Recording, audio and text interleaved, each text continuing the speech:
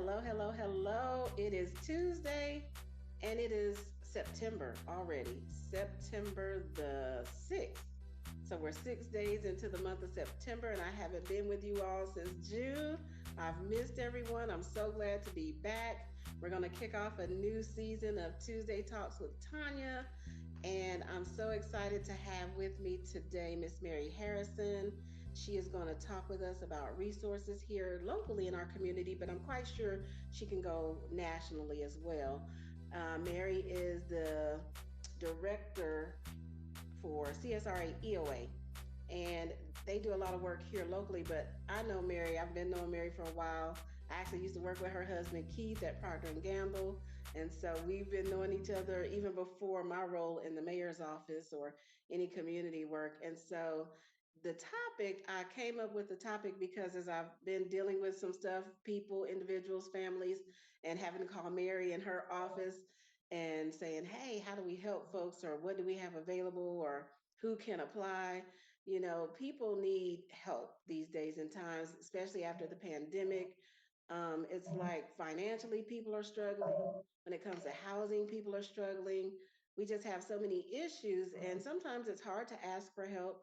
Sometimes you don't know who to ask for help, where help is, if you can get help. And so I just wanted to have a broad conversation, but also to let people, we all need somebody to lean on. I know there have been times I've needed assistance, and it may have been in a different way, but at the end of the day, we should never be afraid to reach out and say, hey, I need help.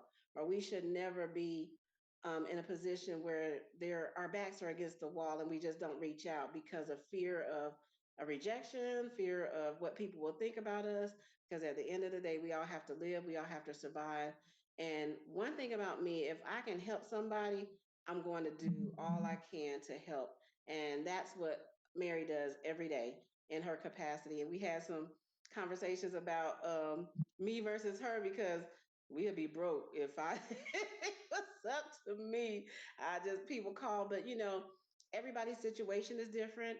Everybody's circumstances are different. And so, Mary, welcome to the Tuesday Talks family. Thank you for joining us for this important conversation, and tell everybody a little bit more about what you do and yourself and how you came to be in that role. Because to me, I used to say I wanted to be a social worker when I grew up. I always said that because I just had this innate need to help people. And kind of hindsight, I guess, being a part of the mayor's office, kind of, I did have some social work into the role that I was doing. So tell us a little bit more about you and about what you do every day. Okay. Well, like you said, I'm the Community Services Director for CSRA EOA. I've worked with the organization for 20 years. Actually started out as an AmeriCorps volunteer Oh, back in 2021, working with Linda Suarez at the time. I was her AmeriCorps volunteer. And then from there, I just worked my way up to case manager, program coordinator, and where I am today as the community services director. As of Monday, I'll be the interim executive director as our executive yay! director is retiring after Congratulations! Congratulations. 46 years. She's retiring after 46 years. So until they fill the position, hopefully it'll be mine. I'll Yes. serve as the interim executive director until it's filled. So what EOA provides for the community? We serve 13 to 20 counties, depending on the program. Most people are familiar with the Head Start program, the Energy Assistance program, the Weatherization program, but EOA does more than just those programs. Our agency is a HUD certified housing counseling agency. So we have HUD certified housing counselors that can help people who are experiencing foreclosure. We can help them through that process to try to get that foreclosure stopped. Um, we can also provide pre-purchase counseling for people who want to purchase a home. One of our programs includes an IDA program, which is an individual development account.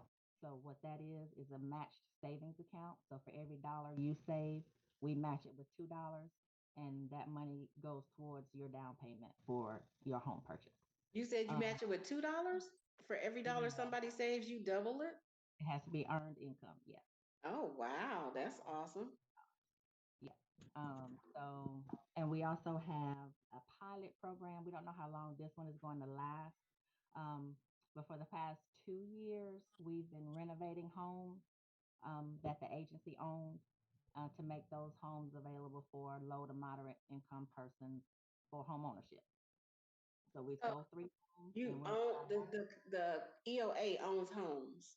We owned four houses because Oh, we used to wow. operate a transitional housing program Okay. years ago. So once we met that 20-year obligation, then we turned those homes into home ownership opportunities for people who are low to moderate income. So Okay. we're on our fourth home, um, possibly have a fifth in Millen. I think they're wanting to donate either some land or a home in Millen for us to renovate and make a home ownership opportunity out there in Millen. Oh, Um, wow. we have SSVF program, which is supportive services for veteran families, where we help homeless veterans who are either literally homeless, experiencing homelessness, or about to be homeless, keep their home. Um, and we serve 20 counties with that program. So we go up north and down south with that particular program. Um, that's just some of the services we offer.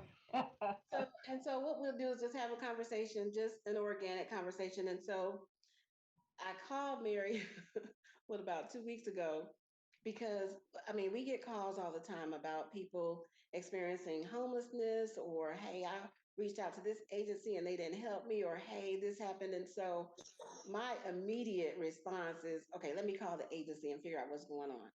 And of course there are always two sides to every story, and in the middle is the truth. And so basically it was like a case where I had two individuals and they were really similar in needs and the amount of funding that had been given to them. And, it was just, to me, on my side, they tell me what, they want me to know. And so I set up a meeting with Mary. I was like, hey, I need to come talk to you. These women said they're not getting no help.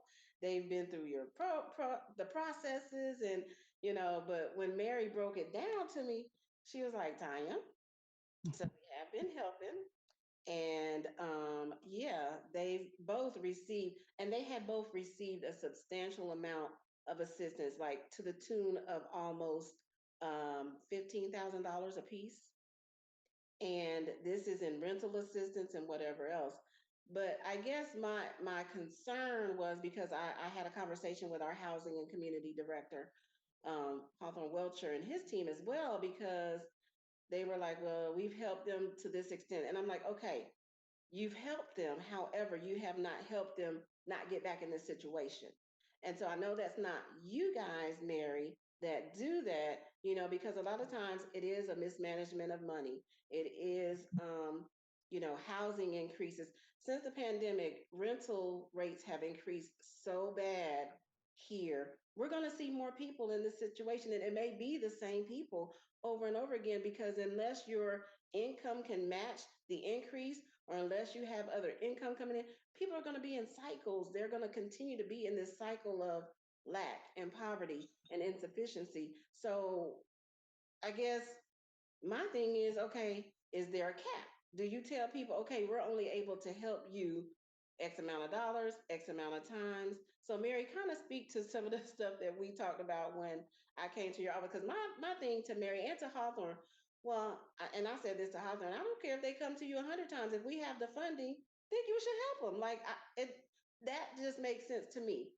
Now, I may be wrong, because I do understand some people know how to game the system. Some people know how to, get over on the system. But then you got folks like me who try to do the right thing, and it's been plenty of times I've tried to get assistance. They're like, yeah, no, we're not helping you. Either you made too much or you don't fall in this category. I don't have children. I'm like, well, I pay taxes. And most of my money go to help folks who just refuse to work, don't have to work because they've been on the system for so long.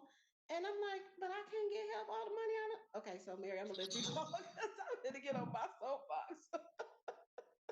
Or with any funding, especially when you have federal funding, there's always an income guideline. There's always how much you can assist with, how many times you can assist someone with. So that's where I don't want to say the problem lies, but that's where when you get people coming back time after time after time after time, when you've already assisted them that one time a year that you can assist them through your agency, then you have to try to connect them with other agencies that have not assisted them before, that may have that funding that they need. It's a challenge because there's always more need than money, Mm-hmm. um, and there's always more federal funds that has more restrictions than non-federal funds. So that's why we're always asking for donations, asking for non-federal funding, because with that non-federal funding, you can help anybody that needs the help, regardless of their income, regardless of their situation. Because when you get into those federal dollars, the income guideline may be 100% of the federal poverty guidelines, 125% of the federal poverty guidelines, or even 200% of the federal guidelines, or area median income, depending on the funding and depending on where you are. So then you're kind of stuck with, if someone comes to you that falls outside that income guideline, you can't assist them with those funds. And then, like you said, with the rent is increasing so much, and apartment complexes who used to take housing vouchers are no longer taking housing vouchers. We have people right now with emergency housing vouchers that cannot find a place that will accept that voucher, and it's about to expire. And there's nothing you can do when no one in the area is willing to take that voucher for them to secure housing. And And that sucks. It really sucks. yeah, because you have these homeless families or individuals who are ready to secure that housing, but there's nothing in the community.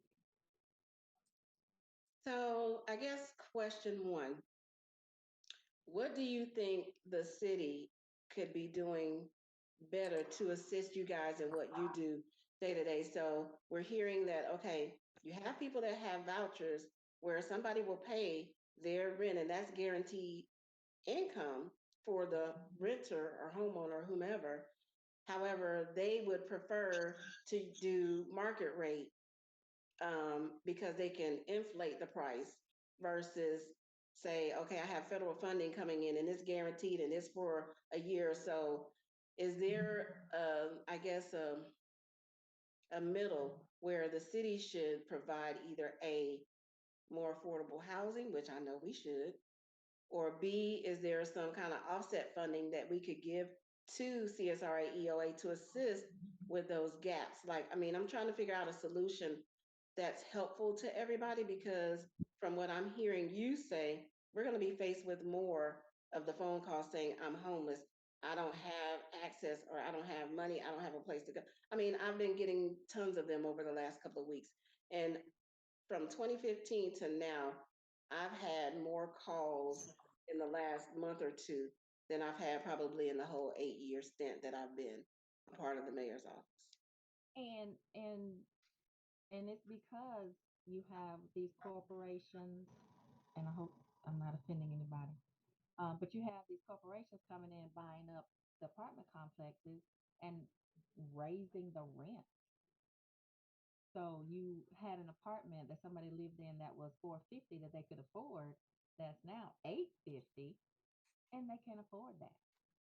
And they're not renewing leases, because of the new rate, the new rental rate, and maybe they have new requirements to apply. Three times the rent. You have to make three times the rent, or Yeah. three times, or four times the rent to qualify for an apartment. And when you're living on Social Security or fixed income, you can't qualify. You won't be able to qualify for that. And with take Maxwell House, their rent has gone up to like $1,050 Oh, yeah. a month. And I'm like, for Maxwell House, are y'all crazy? So, I mean, and there's nothing you can do. You can't, it's their property. They can charge whatever rent they want for it, but you're putting the people who currently live there in a situation where they can no longer afford to stay there. So they're going to have to move, but then there's nowhere else for them to go because everybody's increasing their rent. So we as a community, hopefully, since they passed the ordinance, the tiny home ordinance, maybe we can start getting some of those units um, on the ground and made available for people on those fixed incomes that they can afford to rent. But it's just not a problem in Augusta. It's a problem nationwide. Yeah. Anytime you go to conferences, anywhere you go, affordable housing stock is the number one problem. Yeah, and we've had that conversation. Matter of fact, we're getting ready to have it again with one of the deputy administrators as well as Hawthorne, HCD director, because even with HCD saying they're doing affordable housing, it's really not affordable. You're building homes in a historic district that are running people 140 and up. That's not affordable, especially for that community that you're building in. And so what that means is you're pushing people out because if you're allowing developers and all of these folks to come in, buy up our properties in our community and push our community out of its own community. Like, I got a problem with that. I have a serious problem with that because when we talk about affordable housing, it's not, it should be for everybody. You shouldn't just have certain areas for certain people because I know we have cyber coming in. I know we have the medical community, but what about the community that's been here their whole life and where they live is all they can afford? And now you're telling them, oh, well, yeah, we can make more money with this community. So where are they supposed to go? I mean, and the tiny homes is going to be a small fix, but it shouldn't be the end all be all. You know what I mean? Like, it should be something else comparative. Even with housing authority, they're saying they're having a problem with their vouchers. I had an issue last Friday or Thursday with a guy who got kicked out of Freedom's Path. Okay. And when I started digging and unraveling, it was like this whole big old mess. But that's veterans and that's federal. So we really couldn't do anything from a local standpoint. Yeah, I my cousin posted in the chat. She said unprotested gentrification, dollar bill rules, and that's true. But I'm thinking there's got to be a way for a community, nonprofit, all of us have to come together to figure out a solution. We can't allow. To me, local government need to start passing restrictions. Like if you're going to come in our community, a certain percentage of whatever you're building has to be affordable housing, has to be, or you can't come in our community. Point blank. So if you want to come make money off of our people, 20% of whatever you have has to be affordable housing. you know, whether that's an apartment, whether that's a new housing community, it really don't matter to me. If you're going to come in here and make money off our people, you got to give back to this community that you're making money off of, because that's probably one of the only other ways we're going to be able to mitigate some of this housing crisis that we're in because we don't have enough housing inventory, number one. What's available, and some of the places I've even seen on like Zillow and some other places where you're looking for rent. And I'm like, that's on East Boundary and you won't, how much? You looking at the area and you like, I know y'all done lost y'all mind. But because they figure people from out of the city don't know any better until they get here. And it's like, so that's not that's not a good place to live, or that's not a good neighborhood. And but I mean, it's crazy to me how we're struggling with the same issues for as long as we have been. And I mean, I appreciate you guys and what you do because, for one, you pay heating bills, you pay electric bills, you help with food insecurity. So talk about the Marion Barnes Resource Center and what you guys provide and how it's a one-stop shop, so to speak, to get intake information. Because I think that's where a lot of misconception comes from too. Well, I can call EOA and then I can call the resource center, then I can call 211, not knowing that they're all connected and they're all going to have your information. So you can't trick the system because you're in that system. So talk a little bit about that. So the Marion Barnes Center is intake and referral center. So what they do, anybody who's experiencing homelessness or at risk of homelessness can contact them. They'll do an assessment, see what their crisis is, what they need assistance with, and then they'll connect that family or that individual to the community resource that can meet that need. Um, because that used to be a site for EOA where we would see clients, people still think that that center still sees clients and still provides assistance. That's not the case anymore. They just assess a family situation and then refer that family to the community resource that can meet that need. And that could be EOA internally. Then they'll be referred to our staff that actually does the intake process. And then it could be United Way or another community resource that has funding for whatever they're needing. This is it's so heartbreaking, I hate the situation that families are in. And so Liza said people need to show up for city council meetings exactly and band together to oppose these plans. It starts at the local level. It absolutely does. Everything is local. All things are local because local pushes up to state, state pushes up to federal. But if you, because Washington D.C. doesn't know what goes on in Augusta, Georgia, sans one of their representatives saying, hey, this is what's going on in our community. But a lot of times we don't really have those channels. And fortunately for us, we kind of do have those open communications with Warnock and his team, Ossoff and his team, and we can get a lot done. But that's because of the positioning of our mayor, which a lot of people in the community don't understand. Why is he going to this and why is he a part of that? You need him to be a part of that stuff because that's the only way we get attention. How do you think Warnock and Ossoff keep coming back to the community, come saying, hey, we've done this for Augusta, we've done, yeah, because when we had Rick Allen and others, that doesn't happen, so those relationships are very important. Positioning for your city is very important. Liza is correct. People don't come to the commission meetings. The community, they come when is something finna come to their neighborhood and they don't want it. For instance, the treatment facility that was going out into um, Green Meadows or whatever that is off of Lumpkin Road. And these, if you go into this neighborhood, which is an older neighborhood with retired folks, and they have these signs in their yards that say "Hell No," and Hell is the name. Oh yeah, Hell is the name. HALE. Is the name of the treatment facility. But they like hell no, and they like we don't want y'all. It's not in my backyard. You know because you're gonna have criminals and they're gonna break into our houses. So what do you want these people to do? They come to stuff like that. They come to oppose possibly liquor licensing in their neighborhoods.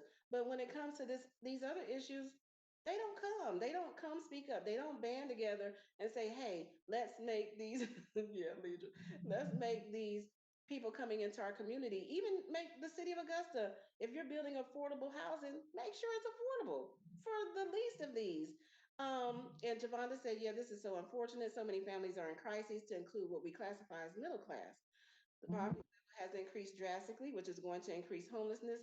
The community will begin to depreciate. It has, and it's doing more so every day. Like when you go when I drive it just when I tell you one day I called Leidra who's on the phone and I mean on the Zoom. I was just having a day because I was going somewhere, but I had to drive by Salvation Army. It's the middle of the day, so you have all these people out. There were little children out there, people with babies in strollers out there, and my heart broke because I'm like, Lord, what are these people going to do? Salvation Army has changed their rules and their qualifications for people to come in. One of the young ladies that I called you about, her son's 13 and autistic. Salvation Army says, yeah, he has to go on the men's side by himself, and you have to stay on this side. She's like, I can't let my 13-year-old autistic son go over to where all these grown men, like, who would trust their child? Like, it's just so much. And I mean, we're like, people are, the rich getting richer and the poor getting poorer. If that ain't a truer statement, then I don't know what is. Um, ladies, thank you all for joining. I want to invite anyone that's on to to ask questions, to offer comments, whatever you like right now, because y'all know this is one of my soapbox items. It just bothers me that we don't care enough about people to make sure that we're forward thinking into, okay, we do want to grow the city, absolutely we do, but not at the expense of those that are here, not at the expense of the least of these, not at the expense of pushing people out and leaving people vulnerable, leaving people homeless like that. I'm not interested in that. If we're going to do it, we need to do it right and bring everybody up, give everybody an opportunity. So ladies, I'm going to open it up for you guys. If you guys have questions, comments, input, whatever, you are more than welcome to offer that right now. And that's why we started the pilot project for Home Possible. We call it Home Possible, where we renovate the houses and make them affordable for people who have gone through our home ownership program, because they have to go through the home ownership class to get the certificate, and go through home maintenance and some other classes to make sure you're home ownership ready. Um, and the prices for those houses range. We have not sold a house for more than $110,000, because like you said, the city's affordable housing is affordable for who? Yeah, yeah. And the house we're working on now, it probably won't sell for more than 80,000. But we did it that way intentionally, because you have, even with our HOPE program, home ownership opportunity planning and education, we have people who have qualified to purchase a home, but they can't find anything in their price range. Mm, mm, mm. So that's why we started the Home Possible project. We got some funding from SunTrust, and we got some funding from Wells Fargo to help with the renovations, and make these homes available for purchase for people who can't find anything in their price range but want to be a homeowner. Wanda, you took your phone off mute. You want to offer something? Me? Hmm. Oh, I thought you took your Oh, phone off mute because oh, you were. no, it was on. It wasn't on mute. But Oh, it's the okay. same. It's the same thing up here in Charlotte, because I've been going through it too. You know, like I done been through, since I've been here. I've been in this apartment about to be a year now. I've been through 5 landlords already.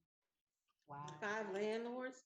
5 landlords. Because they keep buying the property, They keep selling. buying it out. Yep. So it took, and the only way how I end up getting this place is, it is hard. The same thing y'all going through down here, the same things people up here in Charlotte going through. You can't find nothing for Section 8 up here. Nothing. Even if you go out to the country, Gastonia, anywhere outside of Charlotte, you ain't gonna find nothing. Nobody want to take it. And the only reason why I ended up getting this place was because I just told the lady my situation, and she was just like, "Okay, don't worry about it." But it's basically who you know down here. Yeah. But it's the same thing here in Charlotte. Yeah. They building up all these places. I mean, there are places they building that's supposed to be affordable. 400,000 ain't affordable. And these are 4-level townhouses. They call them affordable, but they 400,000 or more. Like up here in Charlotte, it's real. Yeah. And I'm already talking about leaving Charlotte, and I only been here. Yeah, I'm over it already. You like What I know now, if I had known before, I probably would still been in Augusta. Yeah. Yeah. But because there's no income coming in Augusta, that's why I left. Yeah. There's no jobs in Augusta. That's why I Right. worked up here in Charlotte. Right. But now I'm thinking about moving to Texas, or I definitely ain't going back to New York. That's a no-no. Right. Thought about coming back to Augusta, but don't want to come back there because there's nothing there. But I have a niece that lives there, and she lives in those Broadway apartments or down on Broad Street. At the Broadway. end, Broadway apartments. That's what it's called. She lives On the down end there. of which end of Broad? It's just before. Oh my God! It's just before you get to Maryland House. The Maryland Fried Chicken. Yeah, it's like towards down that way. It's called Broadway Apartments. I Oh, they're married. Is that the name they gave River Glen when they bought and renovated River It Glen? could be. It could be. Yeah. Yeah. So she lives there, and she is on. She get disability because she's not able to work, and she has a son that had autism. But the rent there is she went from paying I think seven to now she's paying $1,200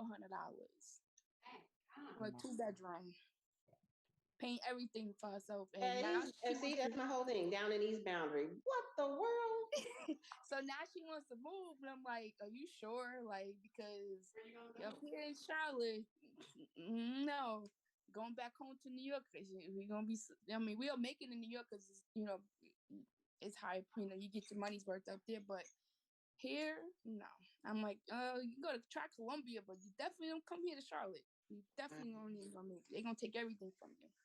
Charlotte takes North Carolina takes everything from you. Tax Wow. wise, forget about it. I went from making money during tax season to not making no money. Oh wow. Oh wow. And I got 2 kids. So I can just imagine if she comes out here, they're gonna take everything from her. Yeah. That's Oh, awful. And I know Leidra put in the chat, she said, transparent moment, I can relate. Things have changed drastically. That yeah. there has been a time or two that myself have been concerned about being able to put food in my house. I pray for everyone. Now, this is somebody Yeah. who works in the city of Augusta, for the city of Augusta. But when we did a poll, like a research thing, the majority of the city of employees that work for the city of Augusta are at poverty level. That's craziness. You work for the city, for the government, and you are considered at poverty level based on your income. That's insane to me. That is insane to me. I mean, my sister during the pandemic, when neither one of us were working, she applied for the ERA. Never got anything ever. Had to turn in paperwork. She got calls 7 different times. 13 times. She kept sending it, kept sending it. She made phone calls. We talked to Warnock's office. We talked to folks in the state. And part of the problem was we're in Columbia County, who did not accept funding. So then you just had to rely on the state or whoever. And to this day, still, but then we know folks who, oh yeah, I got paid for 18 months and I got what? Like, and that was my whole thing. When you really need it and your back is against the wall, you're like, okay, I'm just gonna apply. I know my income has typically been outside of the guideline, but at this point, when you have no income for over a year, nothing, and you still can't get nothing. Like it's like, what do people do? Like I had people saying, we're literally getting put out.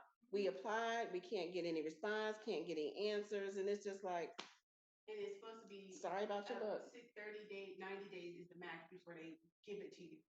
Yeah. So this has been over a year. My sister said it was supposed to be a 90-day max before you get it. Down with the most beautiful email, they were like, oh. Yeah, so it's just sad. And Huh? you said Columbia County? Yeah. But it's period. Like we've had people in Augusta too that applied to get it. Veterans. So she's talking to me offline. So I'm on Zoom and I gotta pay attention because I'm being recorded. So you need to get on Zoom in the room so you can talk. But yeah, Mm.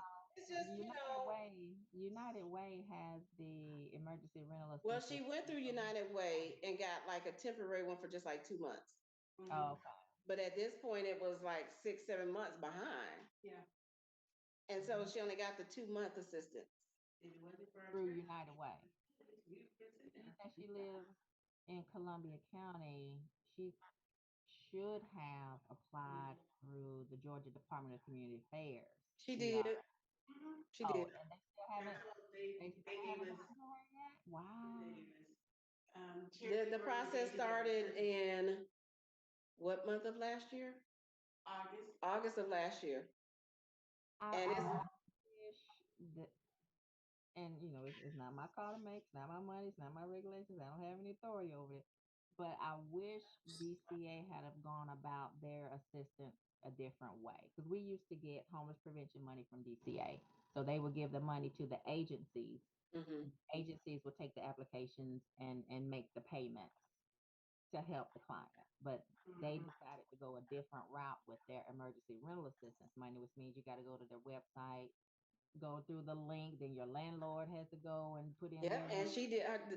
The landlord did all of it. She did it 7 times. Yeah, and then you have some landlords who aren't computer savvy, and so it's taking a while for people to get No, it's not taking them all. They're digging around. Yeah. anyway. And I wish they had a kept the same process with their other funding. You know, I wish giving we could money sue out them. to I the got local problems now, but agencies in those communities, let them assist the client, take the application, make the yeah, payment. yeah, Think I think it would have been better that way. I yeah. mean, Because the way they did it this time did not work. yeah, with the pandemic, everybody was trying to go digital and all that, but some things you just need to keep the process the same. Yeah, yeah, When you're yeah. trying to help people, you want to spend this money, you want to push this money out, push this money out, push this money out. The quickest way is to give that money to the local agencies and let the Right. local serve their Because local. local agencies know their community. You know the people in your community. I mean, and you can physically, see, hear, be a part of, understand. And I get it. Everybody's situation is different. And you do have people that will be out here scamming. But at the end of the day, it's federal money that was designed to help people. And you holding it like so I don't understand how you just don't, because based on your feelings, your thoughts, no, follow the process and just help the folks. Like, yeah, I don't get Well, it. Tanya, I think with that, first of all, I just want to say, hey, everybody. Hey, girl. Hey, the whole thing. That's what I was saying in the chat. The whole thing is so disheartening. It's unfortunate, and the people that's handling the money, they're not in that position, so it's not affecting them. I hope they get So it next time. the only thing that they're looking at is that if they put out X amount of dollars, it only increases taxes. And so they don't want to, when you get in that certain tax bracket, they don't want to pay all of these taxes. So if they have to, if taxpayers are putting out all this money or whatever, and this, that, and the other is helping too many people, so then that's when it becomes an issue. So the thing about it is that, like I said, all families and households are in crisis right now. And what we have classified as the middle class family is no longer the middle class family. We're at the levels of poverty. This includes us who work in the educational system. It doesn't matter that you have a degree anymore. Years ago that mattered. It doesn't matter. I have several degrees, but I'm still not making what I should be making with the credentials that I do have. And so, like here, I don't know, the young lady Zane that was talking about that lives in Charlotte, but Lawanda. you're right, Lawanda. It is true. You don't make money here in these parts. You know what I'm saying? So therefore, even though you're working day by day, because I'm gonna tell you, this is the most transparent moment I can be right now for today, and that is I woke up on the 5th. Oh, what's this? What's on the 6. 30th on that last paycheck and got an attitude. Y'all hear me? I got a whole attitude. You hear me? And I'm saying, God, Lee, what am I doing? Am I just going here looking at people? Like, I'm like, do y'all know how much time I invest? Like, my friends know me. Like, I invest a lot of time in education. I invest a lot of time in the community with people, period. And I want to see that come back to me. Yeah. But what's scary is that even working in the educational system and knowing that we have so many children who are homeless, those Yeah. families there, if is Yeah. anytime anyone is displaced or they're not in their own home, they are considered homeless. Yeah. We have so many children who are or who stay in hotels and stuff like that. They're considered homeless. And first of all, it's embarrassing, it's humiliating to the kids, to the family. But like, hey, let me come to your house. Nah, bro, y'all can come to our house. You know what I'm Right. saying? Because I got cable over here living in 32 and then level, you know what I'm saying? And so Yep. it's such a bad thing. But what's happening is not only we're in a poverty stricken area. Now the crime rate is increasing drastically, Mhm. and all of those things play a part in it. I Mhm. just firmly believe that this was targeted for our community in specific, because the rent and what we call affordable housing has skyrocketed. There's Mhm. no way in the world. And then if you have a housing voucher, if you go, and this is what I know from someone personally, you have uh I remember years ago, which I never had Section 8. Every time I apply, I don't know why them jokers never get. I wish. You made too much money, girl. You ain't in that bracket. Look, but You can I make do $1 know that. over and be out of the bracket. Oh, but and it's ridiculous. I think that is the stupidest thing to me. But the thing is, the thing is that the rent, like you said, the rent has skyrocketed. These they buying out, they out buying these apartments. Like she said, she's had three landlords, and then when the landlord takes over the property, they don't take care of the property. They don't. You see what I'm saying? Like it's just everybody becomes a slumlord, but they steady Mhm. collecting and collecting and Mhm. collecting, and they Mhm. still want to keep putting people out, and Mhm. that's so unfortunate. It's unfair, and so I was looking at someone that I know closely. You put in and request for the voucher, but she ends up losing her voucher again because she wasn't able to secure a place to live Yeah. in time enough. I Yeah. think per the state, they need to extend that time Yeah. for these families because they know the crisis that we're in. Right. Right. You get what I'm saying? But Why I can't think they that extend kind of that falls time? back into what what Employees. Liza was saying too. How can you, Javonda, you, Hmm. Lawanda, everybody start coming to the table saying, "Hey, if you're gonna represent us in our community, we need you to push these buttons. We need you to work on this." Right. Like calling Warnock's office, calling Ossoff's office, calling the commissioners, because essentially that's who the onus falls on. We Right. have the crisis and they see the crisis, but it may not be their priority. You know what I mean? And At least so, Right, y'all, because they're at not in least, that position because at they're least y'all know living who's fine. at least y'all know who y'all people are downtown. Cause down here in Charlotte, please, it's about 16 different people at different buildings. You gotta go to see somebody, talk to somebody, get some information. That's so sad. After the fourth person, you like, I'm going home. I don't drove around the world for what? That's why I I'm say going. what I know now. forget it. What I know now, I would have just stayed. What I know now, I would have just stayed in Augusta, Georgia, and just traveled back and forth to Charlotte like I was doing, working my two jobs, living in peacefully. But we shouldn't have to do all Yeah. that. That's just We shouldn't have to work 3 and 4 jobs to what we can make on one. And Yeah. the thing about it now, because I'm from the north too, Me too. Me too. um, the housing is so high now. Like I was talking to my aunt and my uncle, and I was saying, I think I'm just gonna come back home because I know I can make the money there. He's like, no, don't do that. I'm like, why? He's like, because now it's getting to the point you might make that money, but the housing is so expensive We're now gonna spend to it right buy back a out. loan.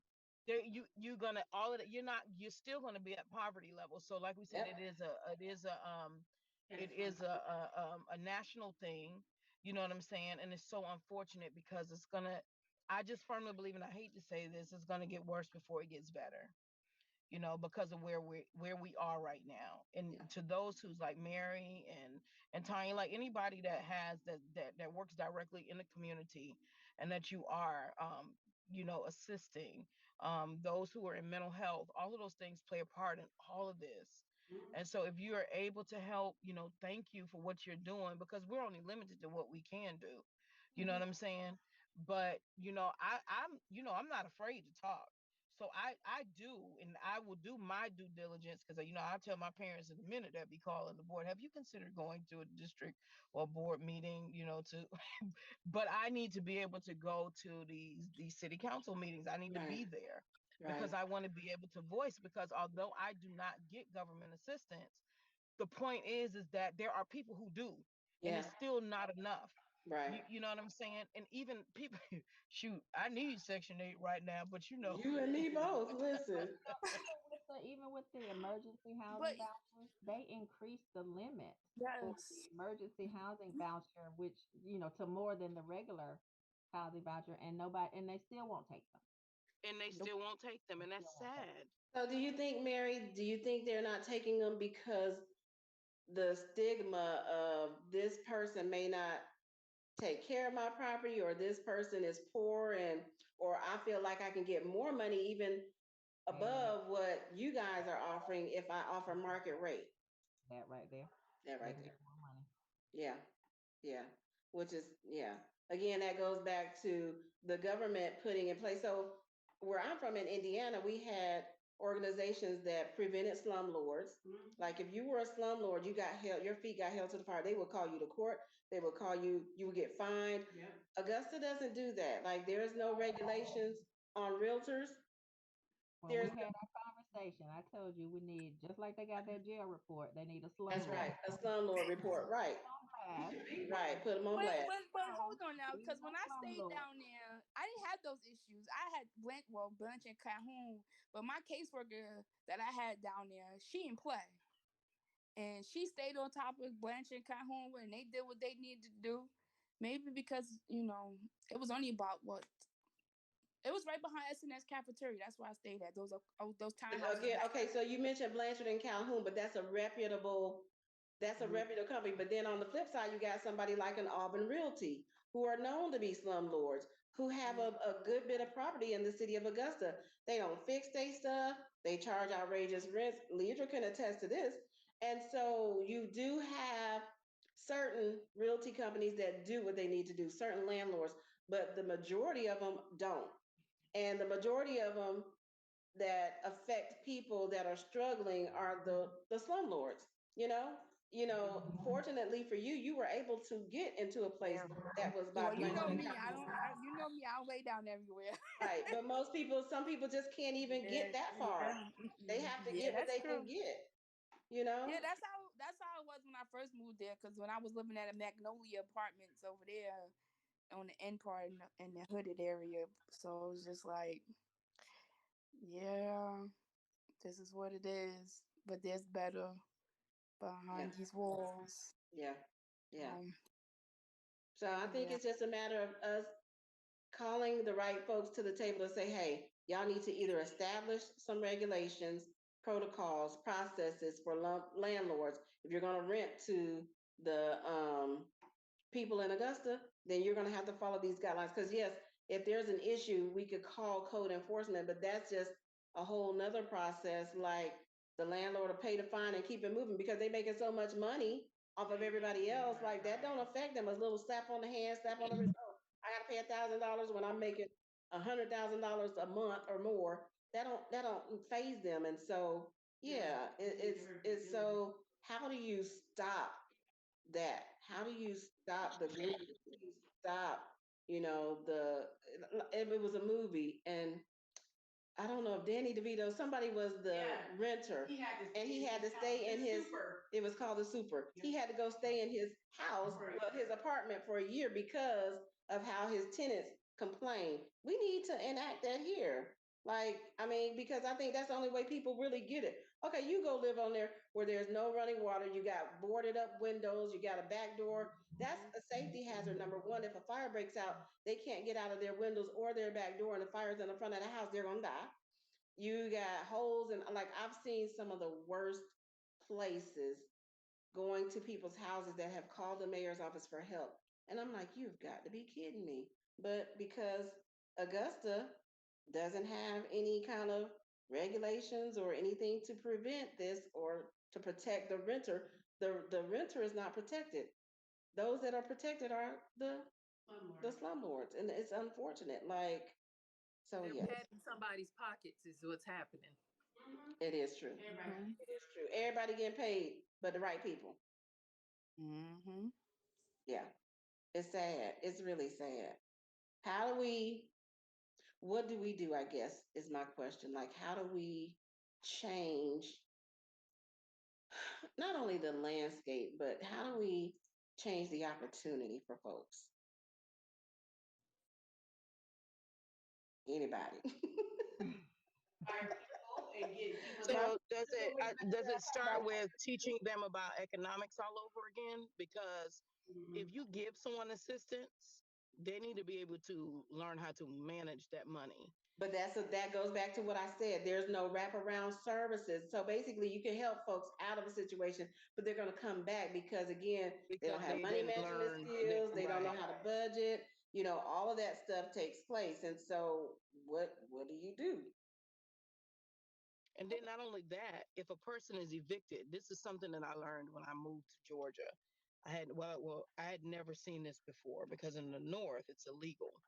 When you're evicted, you cannot put a person's belongings out on the side of the road. In the north, that is a big no-no because then Mhm. you create other issues for them. Mhm. You get what I'm saying? It's Mhm. already humiliating enough to be put out of your home.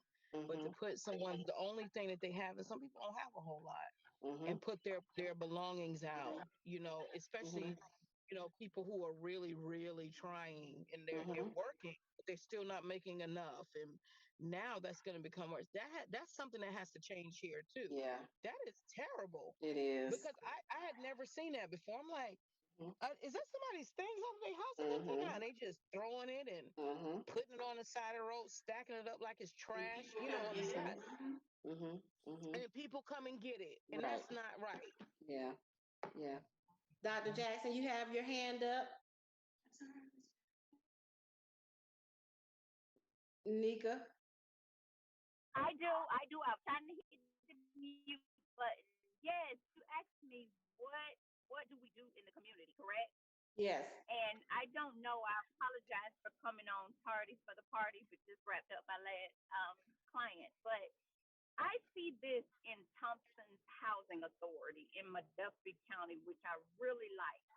They start in the actual housing authority where those low income mothers are, but they provide supports and services. It started out with a grant, writing a grant to put those pieces to the puzzle in place and to bring back other women who triumph with entrepreneurship, better financial decisions, economic development, and the foundation was education.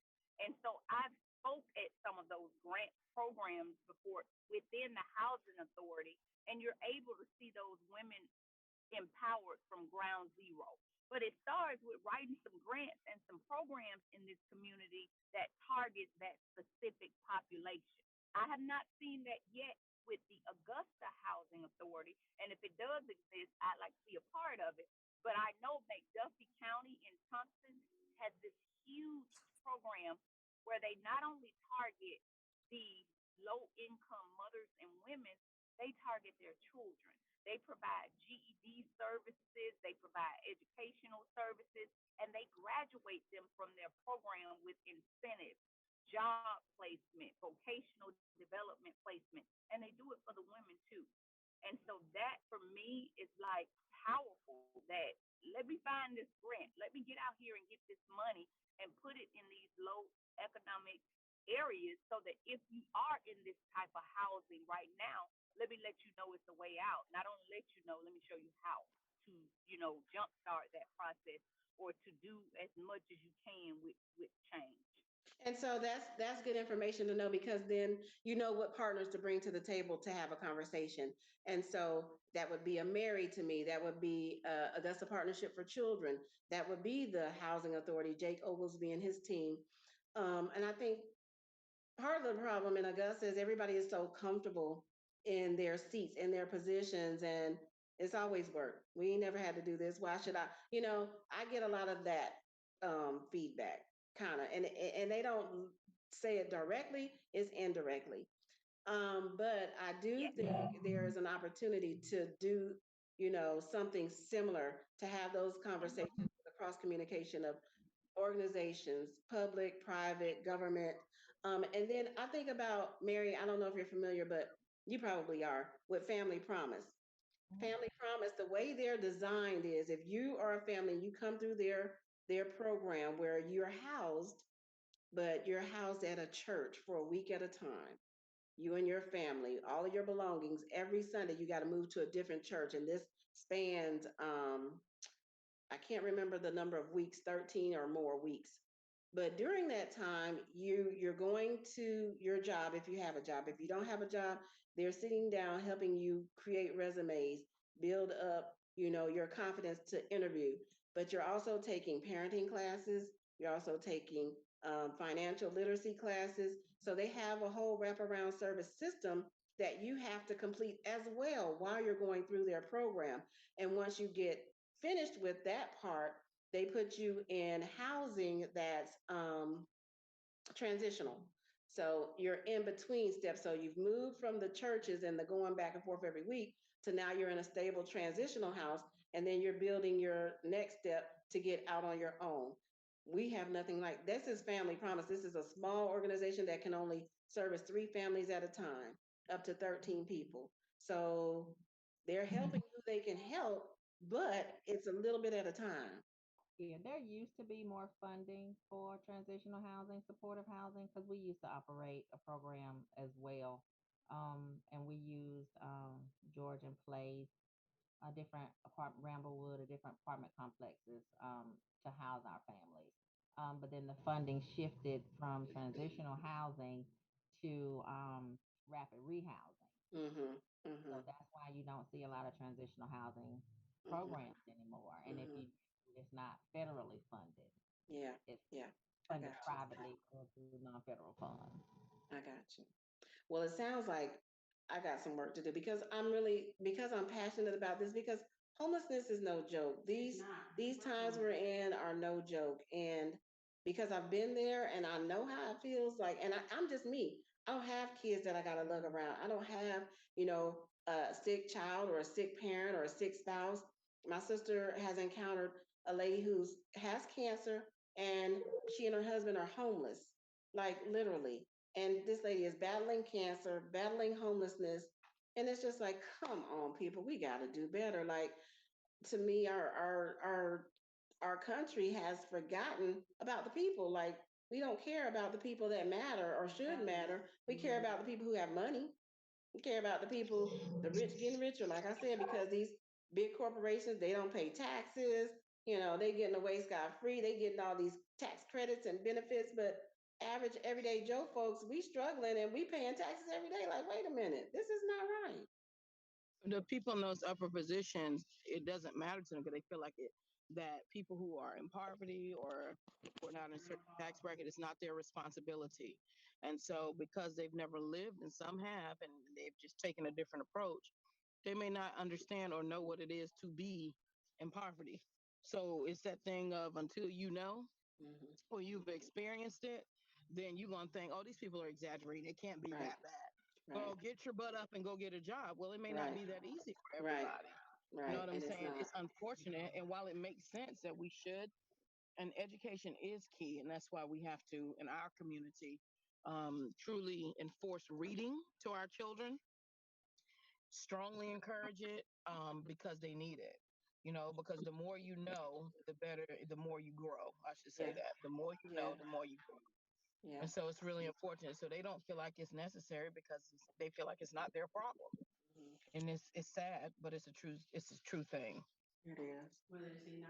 It is. So what I propose to do is, for the next few months that I have left in this office helping the mayor, even from a legacy standpoint, creating or putting something in place that will help families, that will help individuals that are struggling in this area. So don't be surprised, ladies, if I reach out and say, hey, would you be a part of this? Because it really takes a village. It really takes all hands on deck. It really takes, different minds coming together. We're all from different places, different spaces. We have different, mindsets and thought processes. And so it really will just depend on those who are really pushing to get something done. Felicia, I'm sorry. I see your hand raised. Go ahead, ma'am. I'm sorry. Oh no, you're fine. I just wanted to also add that we've for those that are affected by the homelessness or just disparity, for those individuals like the teenagers, like that 17, 18-year old that may not have that parent or that guardian, those children are lost basically in the system as well, where they're old enough where this they're not necessarily have to be accounted for in school, but they're technically not an adult, but they still are out there. And so I run into that a lot. Tanya, I call you a lot. So I am definitely an advocate for that, but still the problem lies is how do you help them?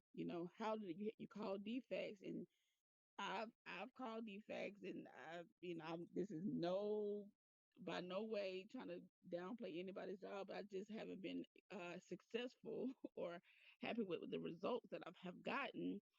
It just seems just like it's just an open closed door policy. As long as they can get in contact with somebody for that moment, they're fine. But it's just like a repeat process. They're homeless again, or no one would take them they get somebody to raise their hand and say, okay, I can take them. If it's just for that one night, their case is closed.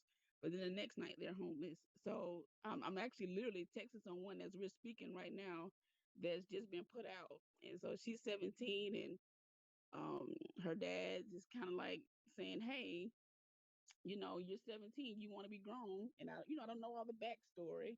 I have my children, so I know sometimes they get a little mouthy, but at the end of the day, she's a child still, but she's facing homelessness and she's trying to go to school.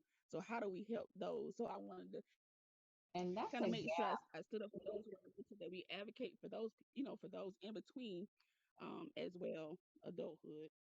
Yeah, that's a gap in the community. There's really no, and I don't want to use the word independent living, but there's no space for that 17-year-old who is still a minor, but not an adult, that they can go apply for assistance themselves. There's no place for them. Right. And Mm. it's against the law too for a parent to put a child out at 17. Yeah. Now that's the law. If the 17-year-old chooses to leave, that would be at the 17-year-old's discretion. But a parent cannot by law put a 17-year-old out on the street because they are still considered a minor. I know it's That's a a catch fact. 22. You know what I'm Yeah. saying? It is a Yeah. catch 22, but you're not permitted to put a 17-year-old out on the street. I don't care how mouthy she getting. She has to have a place to live. He has to have a place to live. Now, if they decide, like I said, that's just the law how it's set up. That if they decide to leave on their own, that's fine. But if they decide that they want to come back, guess what they have to do? You Put have them to back. accept them back on, That's and right. that's just it. And I experienced that working for the sheriff's office. We would have a parent calling for a deputy. They got to leave my house tonight. The deputy's like, no, they don't. They 17. You're responsible for them until they turn 18. And there's nothing you can do about it. You cannot. And if you put them out, I can take you to jail. So that is law. But unfortunately, because we don't read or because we don't Mm. know the law, we do stuff and Right. do it because, oh, well, I didn't know that, or the child doesn't know that. So if that child doesn't have a strong advocate saying, hey, your parent legally can't put you out, and they get put out, that's a whole nother issue that you got to try to resolve then, because the child doesn't know that they can't legally be put out. The parent doesn't know Right. that it's illegal to put your child out. And so everybody going on about their business because you got to get out of my house. You're not going to stay here. Yeah, but legally you can't do that. And so is it the school that's going to advocate? Because then if this child is put out, they're 9 times out of 10 not going to school. So, Right. that's a whole And that's other. why we have parent facilitators in place for that reason, to work with our children who are homeless. That's in the school, in the system. But sometimes we don't know. You know what I'm saying? Because some kids will come, they'll come to school because school is their safe haven. Right, You get what I'm saying? right. So they will come. It just takes some people just to kind of pay attention Yeah, because either yeah, they're not bathing, but some kids are real smart. They'll know, let me go to a gas station, let me hit that sink. You know what I'm saying? But then you do also have to even still with that, there are still more children you can tell are kind of like right, missing some things versus those who are able to mask and because they don't want to be embarrassed. But one right. of the other things too, in addition to that, about our community is that for a long time, and I know in our day, and I don't know everybody's ages here, but I know 80s, 90s when the child reached 18, we was like at 18 you got to go. That's wrong because in other cultures, you know what I'm saying, they keep their children home until they are financially secure and able to take care of themselves versus just putting them out to fend for themselves. Hmm. We Hmm. create that generational curse, Yeah, and yeah, it continues and it becomes an ongoing thing for the family where you out, you trying to fend for yourself, you end up breaking the law. We shouldn't have to keep figuring out our way because we done broke the law, we done quote unquote what kids call hit a lick.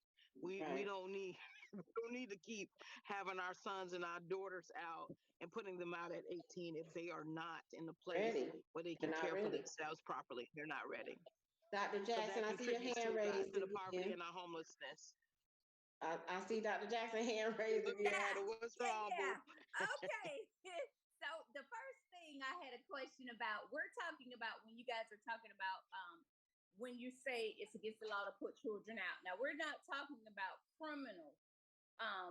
criminally based children, because you just have to initiate that CHINS, that children in needs of services program. If it's something criminal or repetitive misbehavior, parents don't have to tolerate that. If they put in all the services, that just means the state come in and take over and commit them to places for support, because there are some parents who have exhausted themselves mentally, and the police have been called and no, you can't put them out because you didn't do a paper trail and give appropriate consequences to these behaviors with initiating that children in needs of services program.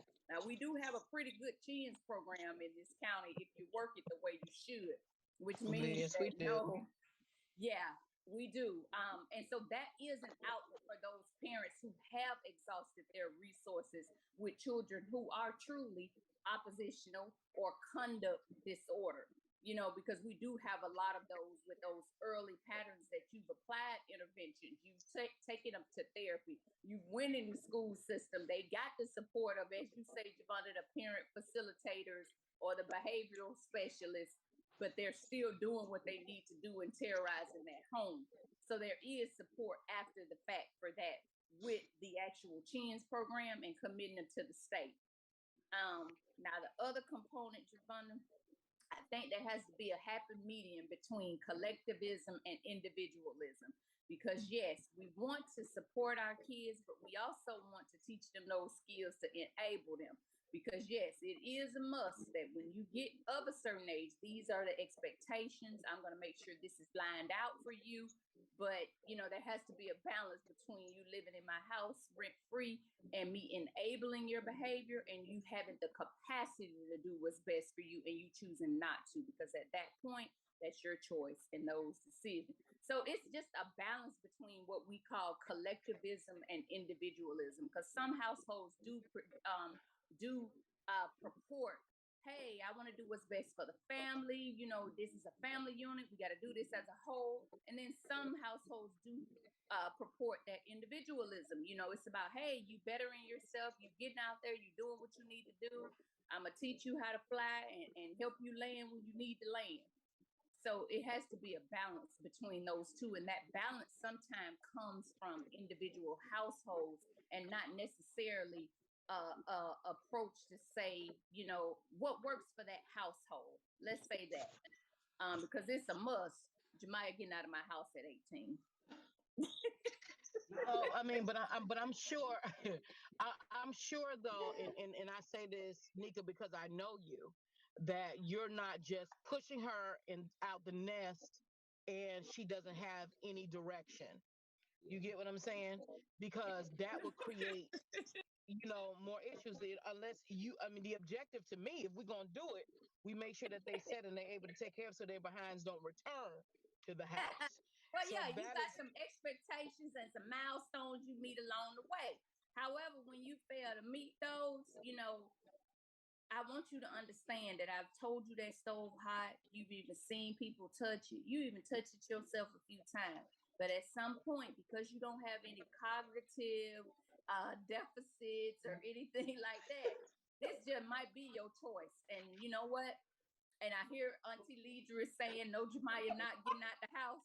I would say this, it has to be a balance, Javonda, because I get what you're saying, that it definitely has to be a balance, because we in this household about individualism, and and individually, I have prepared you for this, to do this, but at some point, and a lot of the Asian type, and also the African, they promote that collectivism, but I've seen that go to the extreme where you have someone, I have clients that are over here in the US and they're making 90,000+ a year, but they're living in poverty because they're sending 90% of that back over to family, because it's that collectivism mentality. Mm-hmm. And I'm not saying, I'm not judging them for that, but however, you're in my office because you're in these dire financial straits, but you make $90,000 a year. So at some point, you have to see, and these are grown people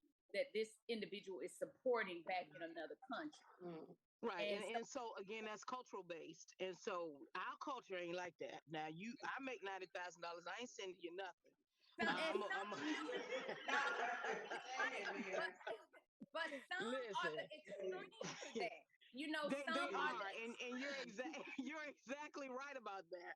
You're exactly right. But I almost cussed in here. Y'all already know how my mouth it almost said it didn't sound right.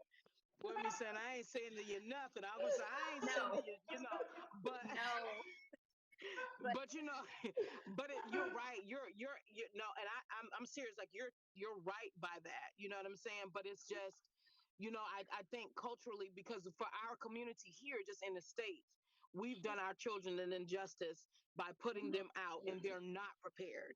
And yeah, every parent, they don't know how to prepare their Right, yeah. children. right. You And get I what it I'm hear saying? becomes And like so you said that's it when that though. becomes You said it's a that's when it generational becomes a curse problem. it because is. the That's generation when it Becomes, becomes before that way. and the generation it before becomes, and the generation before didn't but know how to prepare. So they exactly, Exactly. end up in the same place. Because exactly. I'm But gonna But tell you what if they honestly, confused? But what if they confused about what they want to do in life? I got a 21-year-old now in the room. My Lord Jesus, pray for me with this no, so one. you support them as much as you can, but I see, you don't know. pouring into them because for those households that have that child that's not prepared, they don't want to get out.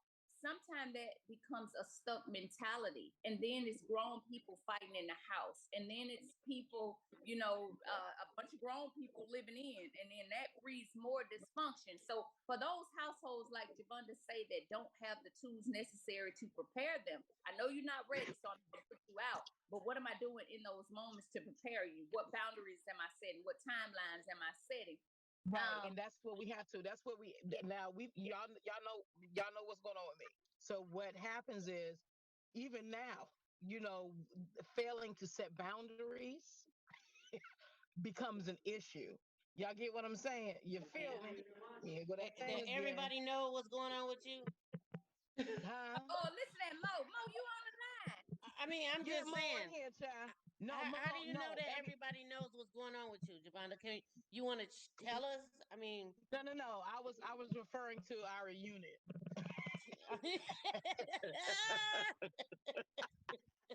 No, I'm ma'am. I just was messing referring with to you. our unit. Look, you listen attitude. I know it sounds real convincing. You want to share, ma'am? Do you want to share? No.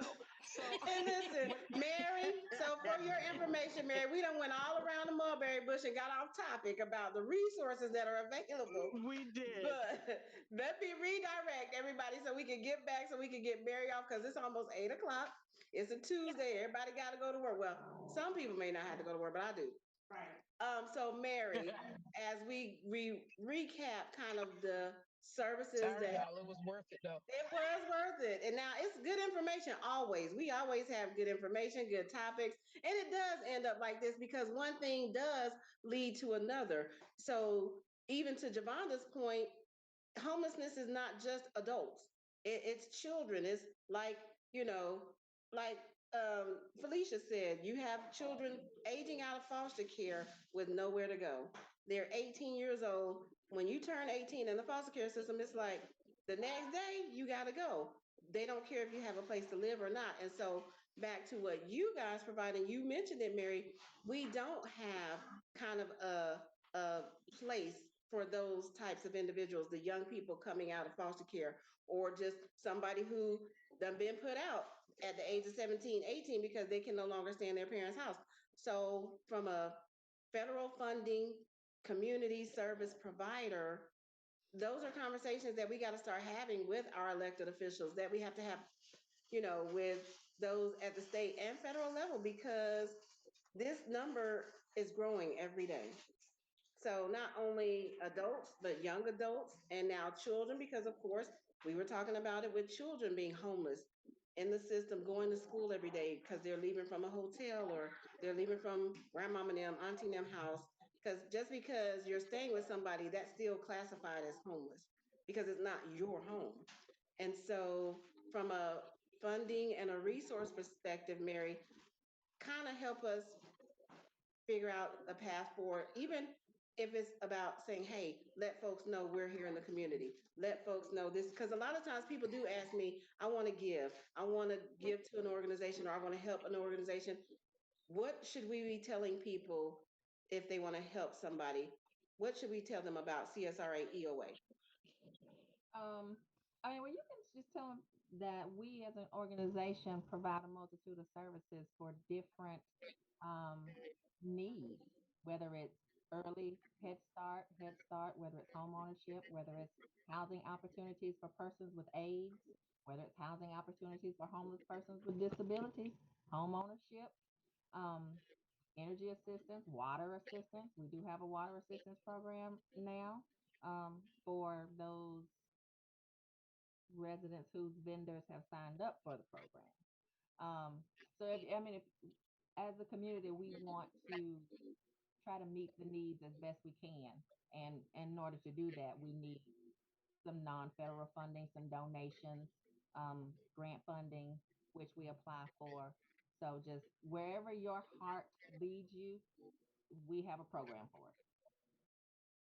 Listen now, if I come applying for something, don't y'all put no red check by my name like we can't help you.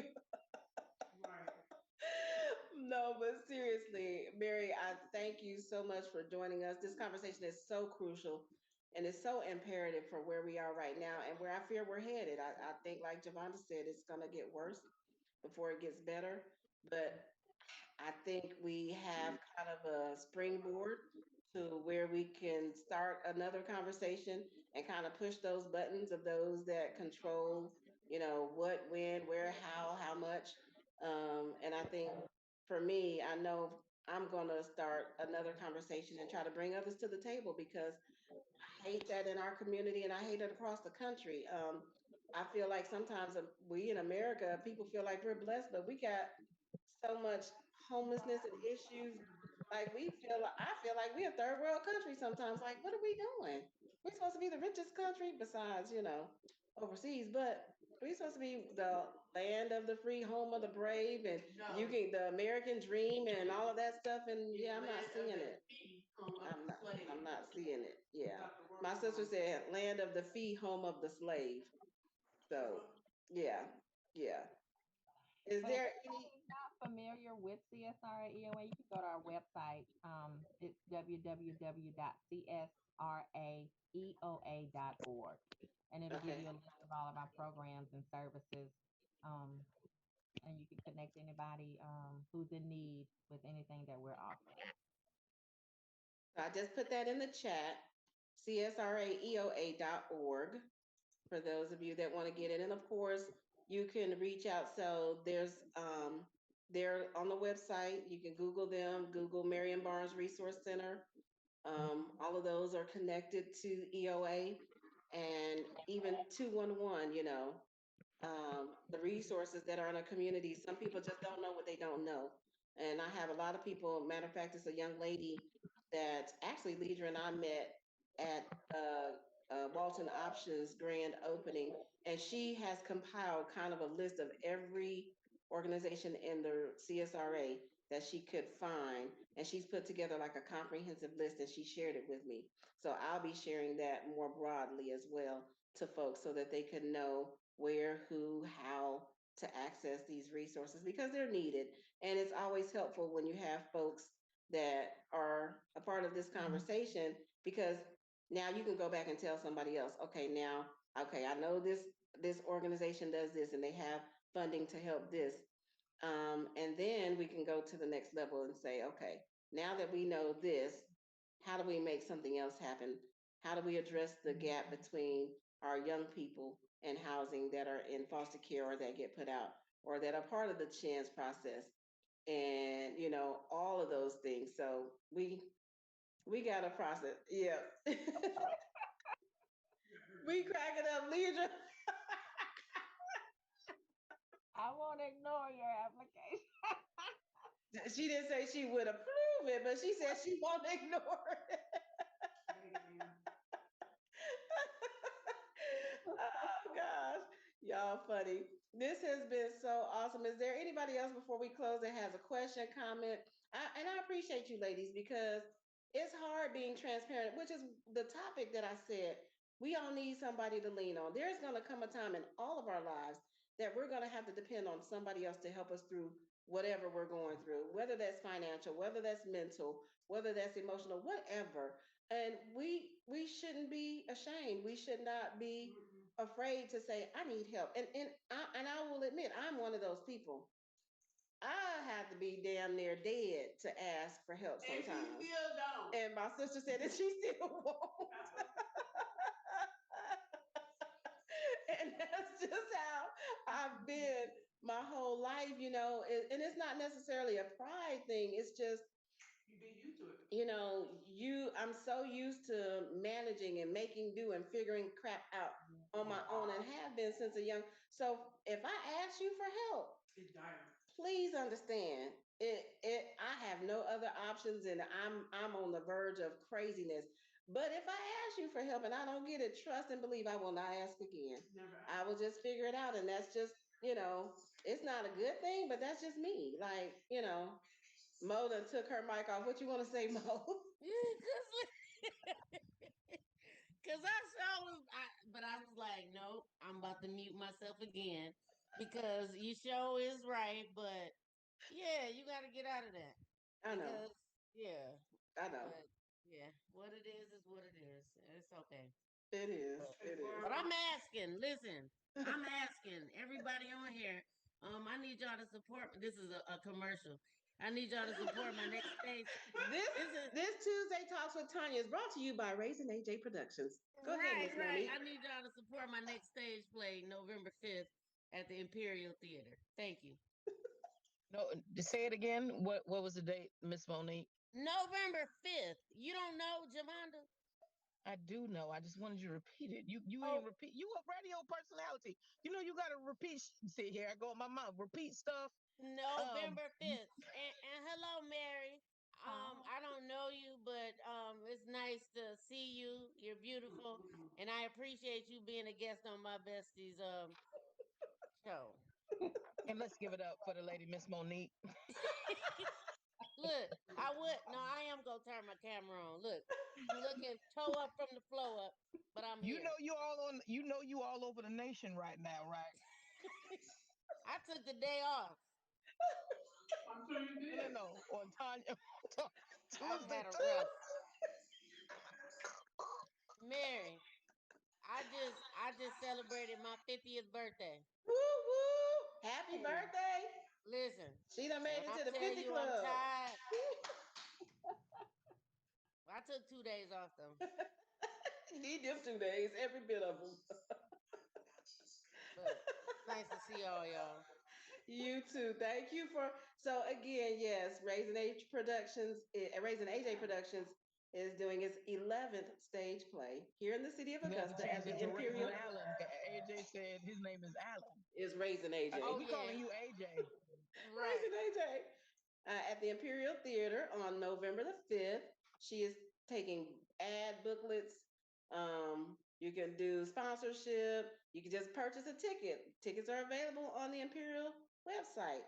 So ImperialTheater.com. Yes, that's how you can support that. And she asked for that for her birthday. She didn't want any birthday presents at all. She just I wanted got people... I got a couple gifts though that I'm gonna be regifting.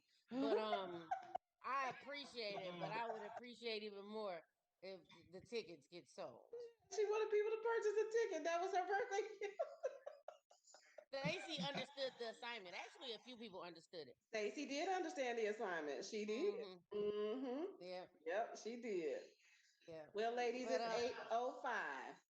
And if anybody on here, y'all got something that I can support, let me know. If I can do it, I can do it. Stacey said her birthday, she does take gifts. Nika has an upcoming event on the 17th of September, which you will not be here, Mo, but they do have some sponsorship opportunities or that kind of whatever y'all want to work out between you and Dr. Jackson. Yeah. And I would like you to host the grand opening for Lady Orchid. Thank you, ma'am. Oh, okay. And say that again, Javonda. We didn't hear you. I said I would like for you to host the grand opening for Lady Orchid. I need you talking to be in place. Me or Nika? Your lady, Miss Monique. Just messing with you. Send me the dates and all that great stuff. We got a little while, but I just want to put that out in the In the universe. atmosphere. All right, let Oh, me we know. putting everything out there. Right. Mary, you've been so gracious. Thank you for joining us. I'm so glad you were able to be my guest, my first guest back for this new season of Tuesday Talks with Tonya. First Tuesday in September, and we're excited to help. We're excited to build our community, strengthen our community, close some gaps in our community, and anything we can do to support you and the EOA. Congratulations on your interim appointment. I believe you will be the new director for EOA. We're gonna pray and believe that for and with you. And You got this. earned it. Trust me, 20 years doing that kind of work, I would have no hair. I would be crazy. I don't know how you do a date because it just touches my heart. And I know every day I'll be going home probably crying, sad, mad, all of that. But you do it with grace and you do it with a smile. That same smile I see you have now, she has it all the time, y'all. All the time. I don't know how, but she does. And so thank you for what you do and thank you for what you do to serve the citizens of Augusta, Richmond County and beyond because it's not just Augusta. So thank you. Thank you guys. Thank you. Is there anything else? Hey, Wanda. Hey, Wanda. I can't see everybody, but I just saw Wanda. I like your hair, girl. Leisure's on. Mary, Nika and my cousin Liza had to get off. Anything you want to add, Mary, before we close out? Well, I've really enjoyed this. I didn't even realize it's been an hour and a half. I know it doesn't seem like it, right? It doesn't seem. We just been talking and solving the world's problems. But that's what we do, and that's what this platform is all about. Coming together, putting together our resources, our time, our talent, and figuring out how we can make it better, not just for women, but for our communities, our cities, our states, nations, the world, period. That's what we do every day. In each individual capacity. Mo reaches those through radio. LaWanda, she's reaching those through the airport, so she international. You got Javonda in the school system, Leandra helping folks with utilities and informing them on just what, Augusta Utilities is about, making sure they're aware. Don't flush stuff you're not supposed to flush. Don't cause no problem. Don't back up nobody's system. So we all play a part in trying to make where we live better and those around us. So thank you, ladies. Each of you are superwoman to me, and I appreciate each and every one of you and your effort, your support. Thank you for supporting me in this journey that I have taken upon with Tuesday Talks with Tonya. So I hope to see you. We're back on schedule. So every 2 weeks, we're going to be hitting it. That same link is going to work up till November something, and then I have to reset it again. But yeah, the same. Oh, okay, so you pay for Zoom. Oh yeah, I pay for Zoom. I've been and Mo got shows. It was a joke because I'm like, jump back in the next link because this a trial. No. She get the free and it cuts off after 40 minutes and she always goes so to cut you off. She said, just log back in. I'm cheap. Yes, I pay for it because I need to be able to talk however long I need to talk. So yeah, I do pay for that. But it's worth it. It's worth it. See, we've been on for an hour and a half, not one interruption, didn't get kicked off. We just continue the conversation. I'm gonna need them passcodes. I got you. I'm just kidding. Well, ladies, I'm gonna get off of here because I'm tired, just like Miss Monique, because I was with her over the last 3 days and I'm tired. And it's been a Tuesday, but it's been Monday for me because today's been rough. The challenges that I've been facing today, the stuff that I had to deal with. I didn't get to eat anything until 3 o'clock today, literally. No, nothing to drink, nothing to eat, nothing, because it was just nonstop. So yeah. So I appreciate each and every one of you taking time out on your Tuesday, and I'll see you in a couple of weeks for the next edition of Tuesday Talks with Tonya. Y'all have a good night. Bye, y'all.